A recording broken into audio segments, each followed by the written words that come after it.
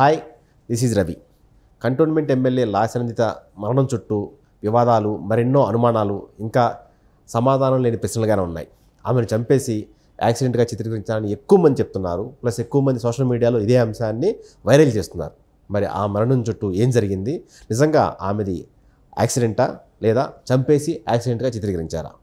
ఇదే అంశంపై మనతో మాట్లాడేందుకు సీనియర్ జర్నలిస్ట్ సిఎస్ రావు గారు ఉన్నారు. ఆయన అడిగి మరిన్ని వివరాలు తెలుసుకుందాం. సార్ నమస్కారం. సార్ నమస్తే రవి. సార్, లాసనందిత మరణం చుట్టూ ఉన్న అనుమానాల వెనక అలా వాస్తవం ఏంటి? సోషల్ మీడియాలో వైరల్ అవుతున్న వార్తల వెనక అసలు నిజం ఏంటి? అంటే యాక్చువల్గా సోషల్ మీడియాలో వచ్చినంత ఇన్ఫర్మేషన్ మెయిన్ మీడియాలో కూడా రాదు. ఎందుకనంటే సోషల్ మీడియా విస్తృతమైనటువంటి పరిధి ఉంది దానికి. దాంతో ఎవరు ఎక్కడి నుంచి ఇన్ఫర్మేషన్ ఇస్తారు అనేది ఇంపార్టెంట్. పోలీసుల కన్నా ముందు మీడియాకి సమాచారం ఎందుకు వస్తుంది అని అంటే, పోలీసులకు ఫోన్ చేస్తే కనుక దానికి ఒక రూలు, రెగ్యులేషన్స్ అన్నీ ఉంటాయి. కంప్లైంట్ ఇవ్వాలి, కంప్లైంట్ ఇచ్చిన తర్వాత అతను వచ్చి ఆ టైం చూసుకొని వస్తుంటారు. అదే మీడియాకి ఇస్తే కనుక ఇమీడియట్గా అలా ఏమి ఉండవు. అందుకే మీడియాకి ఇన్ఫర్మేషన్ ముందు వస్తుంటుంది. మనం ఈ లాస్యానందిత రోడ్డు ప్రమాదానికి సంబంధించినటువంటి అంశాన్ని తీసుకుంటే, మనం ఒక వీడియో చేసాం. ఒక వీడియో చేస్తే దాంట్లో వచ్చినటువంటి కామెంట్స్ అన్నీ కనుక చూస్తే, పోలీసులు ఎగ్జాక్ట్గా ఎలా ఇన్వెస్టిగేషన్ స్టార్ట్ చేయాలి, ఇన్వెస్టిగేషన్ ఏ వైపు నుంచి స్టార్ట్ చేయాలి, తర్వాత క్లూస్, ఎన్ని రకాల క్లూస్ ఉన్నాయి, ఇవన్నీ కూడా పోలీసులకి ఒక ఇన్పుట్స్గా పనికి వస్తాయి. ఇది పబ్లిక్ పెట్టినటువంటి కామెంట్స్ గమనిస్తే దాంట్లో నేను కూడా వీడియో చేసిన తర్వాత మనం ఏం చేసాము, యాక్సిడెంట్ ఎప్పుడు జరిగింది, ఎలా జరిగింది, వీళ్ళు అసలు ప్రయాణం ఎక్కడి నుంచి ఎక్కడికి వచ్చారు, ఆ టైంలో ఎందుకు వచ్చారు, క్షుద్ర పూజలు ఏంటి, బ్లాక్ మ్యాజిక్ ఏమైనా ఆమెపై చేశారా, ఇవన్నీ గురించి రకరకాలుగా అనుమానాలు వస్తున్నటువంటి క్రమంలో వాటిని పబ్లిక్ ముందు ఉంచగలిగాం మనం. దాని మీద వాళ్ళు అసలు విషయం చెప్తూ వచ్చారు. ఏం చెప్పారు? లాస్యానందిత డ్రైవరు ఎవరు, ఆ డ్రైవర్ని తీసుకొని ఈవిడ ఎందుకు బయటకు వచ్చారు అనే ఒక కామెంట్.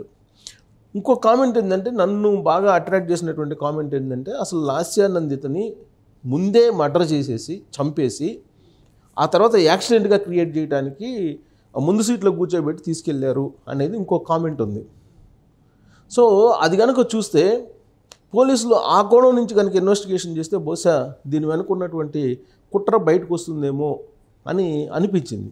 అందుకే ఇవాళ మళ్ళీ లాస్యానందిత రోడ్డు ప్రమాదం మీద మనం వీడియో చేయడానికి ప్రధానమైనటువంటి కారణం అదే. సో లాస్యానందిత అలాగే డ్రైవర్ ఇద్దరు ముందు సీట్లో కూర్చున్నారు. ఇది పోలీసులు చెప్తున్నటువంటి వర్షను. ఔటర్ రింగ్ రోడ్లో అది డివైడర్కి గుద్దుకొని వాళ్ళు ఆ లాస్యానందిత చనిపోయిందని చెప్పి చెప్తున్నారు. సో ఇద్దరికి కూడా ఎయిర్ బ్యాగ్స్ ఉన్నాయి, ఎయిర్ బ్యాగ్స్ ఓపెన్ అయినాయి. ఎయిర్ బ్యాగ్స్ పోయినప్పుడు డ్రైవర్ ఏమో బతికాడు, డ్రైవర్ సీట్లో ఉన్న అతను బతికారు. సరే, హాస్పిటల్లో చికిత్స పొందుతున్నారు. పక్కన కూర్చున్నటువంటి లాస్యానందిత చనిపోయింది స్పాట్లో, ఎయిర్ బ్యాగ్ ఓపెన్ అయినప్పటికీ. సాధారణంగా సాంకేతికంగా వీళ్ళు ఏం చెప్తారంటే, మోటార్ వాహనాలు వాళ్ళు ఎయిర్ బ్యాగ్ ఓపెన్ అయితే కనుక ఎంత పెద్ద యాక్సిడెంట్ అయినా కానీ బతుకుతారు, గాయాల పాలైనప్పటికీ బతుకుతారు అనేది చెప్తూ ఉంటారు. అసలు ఎయిర్ బ్యాగ్స్ కాన్సెప్టే అది. ఎయిర్ బ్యాగ్స్ని ఎందుకు పెడతారు కారుల్లో?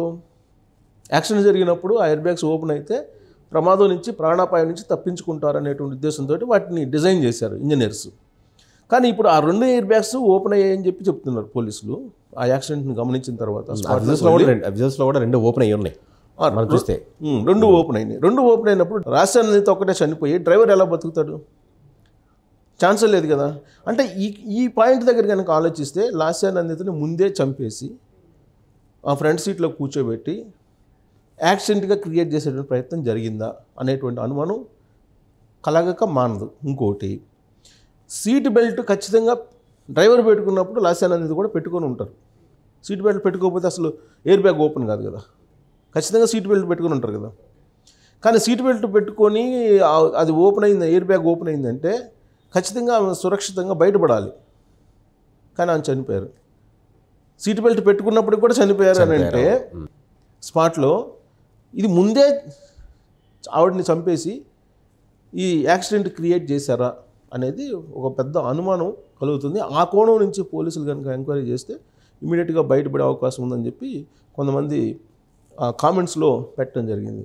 ఇంకొంతమంది ఏం పెట్టారు, ఎక్కువ మంది ఏం పెట్టారు దాంట్లో కామెంట్స్ చూడొచ్చు, వాళ్ళు కూడా చూడొచ్చు ఆ కామెంట్స్ని.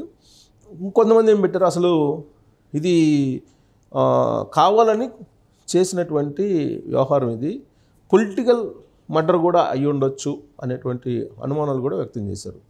ఎక్కువ మంది ఏం చేశారంటే ఇది కుటుంబానికి సంబంధించినటువంటి చెప్పుకోలేనటువంటి కొన్ని కాన్స్పిరసీస్ ఉన్నాయి దీంట్లో, లవ్ అఫైర్ అనేది ఏదో ఉండొచ్చు అనేది కొన్ని కామెంట్స్ ఎక్కువగా పెట్టారు. సో అసలు ఆ టైంలో ఆవిడ ఎందుకు వెళ్ళారు అంటే టిఫిన్ చేయడానికి, భోజనం చేయడానికి ఆ టైంలో ఎందుకు వెళ్తారు అనేటువంటి క్వశ్చన్లు కూడా వాళ్ళు చేయడం జరిగింది. అసలు ఏం జరిగింది అనేది పోలీసులు తేల్చేంత వరకు ఇలాంటి గాసిప్స్ వస్తూనే ఉంటాయి. అది నిన్న కూడా మనం వీడియో చేసి ఇవాళ కూడా మనం అదే చేస్తున్నాం. అందుకే పోలీసులు దీన్ని ఇమీడియట్గా ట్రేస్ అవుట్ చేయాలి. ట్రేస్ అవుట్ చేసి ఇన్వెస్టిగేషన్ స్పీడప్ చేయాలి. ఇన్వెస్టిగేషన్ స్పీడప్ చేయనంతకాలం లాస్యానందిత రోడ్డు ప్రమాదం అనేది రకరకాలుగా స్ప్రెడ్ అయ్యేటువంటి అవకాశం ఉంది. అసలు కొంతమంది దారుణమైనటువంటి కామెంట్లు పెట్టారు. పొలిటికల్ మర్డర్ ఎవరు చేయించారు అనేది కూడా పెడుతూ ఉన్నారు. అంటే కామెంట్స్ని మనం క్రైటీరియాగా తీసుకోవడానికి లేదు, కానీ అనుమానాలు, రకరకాల అనుమానాలు క్రియేట్ చేస్తూ వాళ్ళు కామెంట్స్ పెడుతూ ఉన్నటువంటి పరిస్థితి నెలకొంది. అంటే పొలిటికల్ మర్డర్ అని నేనైతే అనుకోను. దానికి అది సంబంధించిన ఆనవాళ్ళు కూడా లేవు. ప్లస్ వివాద రహితునిగా సాయన్న కూడా ఉన్నారు. సాయన్న కుమార్తె లాస్యానందిత కూడా వివాదరహితురాలుగానే ఉన్నారు. వివాదాలు ఉంటే ఏదైనా పొలిటికల్ మర్డర్ అనుకోవచ్చు. ప్లస్ ప్రభుత్వం ఏర్పడింది మొన్ననే, కొత్త ప్రభుత్వం. సో పైగా బీఆర్ఎస్ పార్టీ ప్రతిపక్షంలో ఉంది. సో అలాంటప్పుడు పొలిటికల్ మర్డర్ కావడానికి అవకాశమే లేదు. ఇక్కడ మర్డర్ చేయాల్సిన అవసరం ఎవరికి ఉందో కూడా అక్కడ ఎవరు లేరు, అక్కడ లేదు. కానీ ఈ ప్రమాదం, ఈ రోడ్డు ప్రమాదం కంటే ముందు 2 సార్లు ప్రమాదం నుంచి ఆవిడ తప్పించుకున్నారు. ఇది వాస్తవం.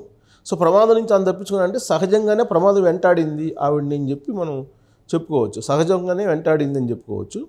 అయితే అసలు 2 సార్లు రోడ్డు ప్రమాదం నుంచి తప్పించుకొని మళ్ళీ 3వసారి అని అంటే, రకరకాల ప్రమాదాల నుంచి 3వసారి అని అంటే కొంత అనుమానించదగ్గ పరిణామం. ఆ పెట్టినటువంటి కామెంట్ మొత్తంలో కూడా అనుమానించదగ్గింది, ఇన్వెస్టిగేషన్ చేయదగినటువంటి కోణం ఏంటంటే చంపేసి ఈ యాక్సిడెంట్ని క్రియేట్ చేశారా, చంపేసి యాక్సిడెంట్ చేయించారా, యాక్సిడెంట్ లాగా దాన్ని క్రియేట్ చేసేదానికి ప్రయత్నం చేశారా అనేటువంటి అనుమానం అయితే డెఫినెట్గా ఉంది. ఆ కోణం నుంచి పోలీసులు ఎంక్వైరీ చేయాల్సినటువంటి అవసరం కూడా ఉందనిపిస్తుంది అది చూస్తే కనుక. ఎందుకంటే ఇప్పటివరకు పోలీసులు ఒక ట్రక్కుని గుద్దబోయారు, ఒక లారీని పక్కొచ్చారని చెప్పి చెప్తున్నారు. బట్ దానికి సంబంధించినటువంటి ట్రేస్ అవుట్ ఇంతవరకు చేయాలి. ఆ ట్రక్ ఎవరిది కూడా తెలియదు. మరి ఆ ట్రక్ ఎవరిది అని అంటే అదేమన్నా పెద్ద కాంట్రాక్టర్దా అంటే పెద్ద పెద్ద కాంట్రాక్టులు చేస్తుంటారు కదా, ప్రాజెక్టులు చేస్తుంటారు. ప్రాజెక్టులు చేసేటువంటి కాంట్రాక్ట్ గ్రావెల్ దోలేటువంటి లారీనా, అసలు ఏంటి అది, అసలు ఎందుకు దాన్ని దాచిపెడుతున్నారు, దాన్ని ట్రేస్ అవుట్ చేయాలి కదా, ట్రేస్ అవుట్ చేసి అది సీసీ కెమెరాల్లో చూపించాలి కదా, చూపించాలని బాధ్యత ఉంది కదా. అది కనుక ఓపెన్ చేస్తే నిజంగానే అది యాక్సిడెంట్ ఎలా అయింది అనేది వీళ్ళు వివరిస్తే కనుక నమ్ముతారు. అలా కాకపోతే కనుక ఇలాంటి అనుమానాలు డెఫినెట్గా వస్తాయి. ప్లస్ కుటుంబ వ్యవహారాలు దీంట్లో బాగా ఉన్నాయి అనేది కూడా వినిపిస్తుంది. ఈ ప్రమాదానికి సంబంధించి కానీ ఆవిడ అంతకు ముందు రోజు సంగారెడ్డికి వెళ్ళడం, ఆ సంగారెడ్డికి వెళ్ళి ఏదో పూజలు చేయడం, వీటన్నిటికి సంబంధించిన వివరాలు వాళ్ళు చెప్పాలి. ఎవరు చెప్పట్లేదు. ఒకటి, ఇప్పుడు హాస్పిటల్లో ఉన్న అతను కూడా నోరు విప్పట్ల, హాస్పిటల్లో చికిత్స పొందుతున్నాడు. ఆ డ్రైవర్ స్థానంలో ఉన్న అతను అసలు పిఏ ఏమయ్యాడు, గన్మెన్ ఏమయ్యాడు, అసలు దీని అంతటికి కూడా మొత్తం ఒక పజిల్ లాగా ఉంది లాస్యానందిత రోడ్డు ప్రమాదం అనేది. ఈ పజిల్ని కనుక విప్పకపోతే కనుక రకరకాల కామెంట్స్ వస్తూ ఉంటాయి, రకరకాల అపోహలు వస్తూ ఉంటాయి, రకరకాల గాసిప్స్ కూడా వస్తూ ఉంటాయి. బికాస్ ఆమె ఎమ్మెల్యే కాబట్టి సాధారణంగా ఫ్యామిలీ అయితే ఇంత క్యూరియాసిటీ ఉండేది కాదు. పోలీసులు కూడా ఇన్వెస్టిగేషన్ స్పీడ్గా చేసి దాన్ని తేల్చేసి ఉండేవాళ్ళు. బట్ పోలీసులు కూడా స్లోగా ఉన్నారు అనేటువంటి అనుమానం కూడా వస్తుంది. అసలు ఎందుకు ఉన్నారు పోలీసులు ఇన్వెస్టిగేషన్ స్పీడప్ చేయకుండా అనేది? సాధారణంగా ఏదైనా ఒక ఇన్సిడెంట్ జరిగినప్పుడు డే టు డే అప్డేట్స్ ఇస్తూ ఉంటారు, ఏదో ఒక రకం అప్డేట్స్ ఇస్తూ ఉంటారు, ప్లస్ దాన్ని ట్రేస్ అవుట్ చేసేస్తారు ఇమీడియట్గా. కానీ పోలీసులు కూడా కొంత జాప్యం చేయటం అనేది కూడా మరిన్ని అనుమానాలకు తావిస్తుంది. సో చంపేసి రోడ్డు ప్రమాదంగా చిత్రీకరించేటువంటి ప్రయత్నం చేశారా అనేటువంటి కోణానికి మాత్రం క్లారిటీ పోలీసులు ఇవ్వాలి. ఆ కోణం నుంచి ఇన్వెస్టిగేషన్ చేస్తే ఏమన్నా దీనికి ఈ మొత్తం ఎపిసోడ్కి ఫుల్ స్టాప్ పడుతుందేమో చూడాలి. ఎమ్మెల్యే లాస్యానందిత మరణం వెనుకున్న అనుమానాల్ని పోలీసులు ఖచ్చితంగా నివృత్తి చేయాలి. లేదంటే అప్పటి వరకు సోషల్ మీడియాలో రకరకాల వదంతులు, అనుమానాలు ప్లస్ ఏమన్నా ఇలాంటివన్నీ వచ్చే అవకాశం ఉంది. Thank you.